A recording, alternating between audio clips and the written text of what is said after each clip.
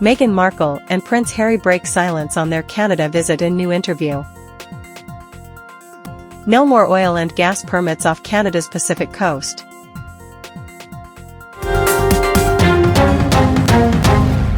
Prince Harry, 39, and his wife Meghan Markle, 42, recently visited Canada to attend the Invictus Games 1 year to go event.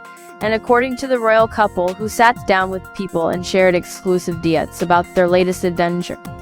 While chatting with the publication, the Duke and Duchess of Sussex shared that they thoroughly enjoyed their trip to Canada. "We loved being back in Canada, a place so meaningful to both of us. It was an honor to be welcomed by the 4 host First Nations, as we marked 1 year to go together with Invictus coaches, competitors and families," the couple told People. They added, "It filled our hearts to once again be surrounded by Canadian people, food and culture. We felt the Invictus spirit and excitement throughout Whistler and Vancouver, and are so grateful to all our hosts for organizing such a memorable visit. We're counting down the days until we return." Prince Harry and Markle also shared a never-before-seen snap with the outlet, which was taken during the 1 year to go dinner at the Vancouver Convention Centre on Friday.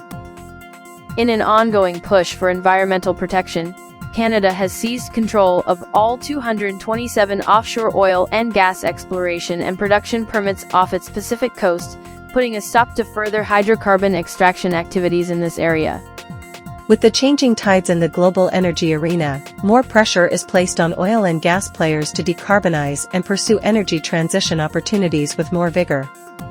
The same pressure is felt by many countries and governments around the globe as environmental and climate activists resort to legal action to stop further drilling activities and new oil and gas projects, while doing their best to push governments into setting out plans for the phase-out of fossil fuels. This by no means signifies a definitive end for the oil and gas industry, as these energy sources are still running the show all over the globe and control the lion's share of the energy mix.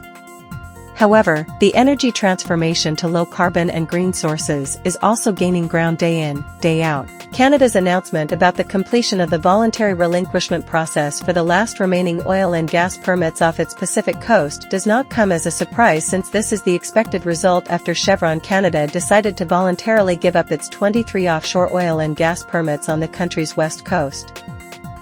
A PhD-trained statistician for the federal agency Statistics Canada is an unlikely candidate for becoming a singing sensation anywhere, much less in China, but this is the surprising path the life of Canadian-born George Sapounidis took after 1999.